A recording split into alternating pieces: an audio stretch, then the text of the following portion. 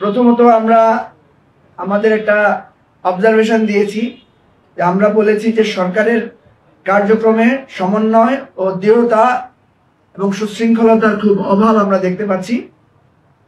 বিশেষ করে নুরুল হক নূর আহত হওয়া এবং চট্টগ্রাম বিশ্ববিদ্যালয়ে যে ঘটনা ঘটেছে সেখানে আমরা দেখেছি যে সরকার এবং আইন শৃঙ্খলা রক্ষাকারী বাহিনীর মধ্যে এক ধরনের সমন্বয় এবং নিয়ন্ত্রণ বা কর্তৃত্বের একটা ঘাটতি আছে।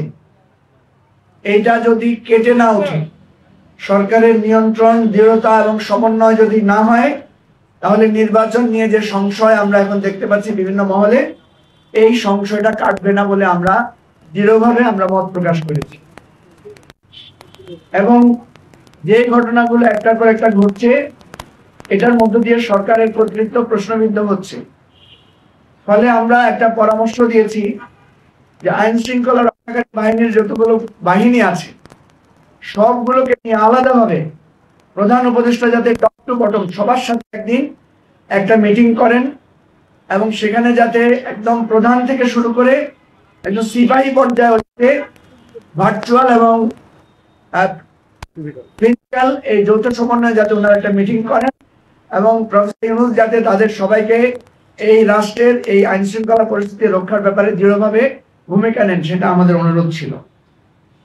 আমরা জাতীয় ও জেলা উপজেলা পর্যায়ে সব রাজনৈতিক দলগুলোকে নিয়ে একটা সমন্বিত কমিটি করার কথা বলেছি, যাতে স্থানীয়ভাবে আসন কেন্দ্রিক যতগুলো ঝামেলা হয় যাতে সেখানে রাজনৈতিক দলগুলোর একটা ভূমিকা থাকে এবং আইন শৃঙ্খলা রক্ষাকারী বাহিনীর দায়িত্ব সেখানে কিছুটা হলেও লাঘব হয়।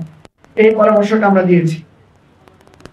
নির্বাচন কমিশনের আমরা যে গিয়েছিলাম সেখানে আমাদের অভিজ্ঞতা আমরা মাননীয় প্রধান উপদেষ্টার সাথে শেয়ার করেছি। প্রধান নির্বাচন কমিশনার বলেছেন যে উনার এন্টায়ার টিমের মধ্যে নিরপেক্ষ নির্বাচন করেছে এরকম অভিজ্ঞতা সম্পন্ন লোক নাই। তাদের অভিজ্ঞতা হচ্ছে বিগত 3টি বৈষম্যমূলক এবং ভুয়া নির্বাচনের।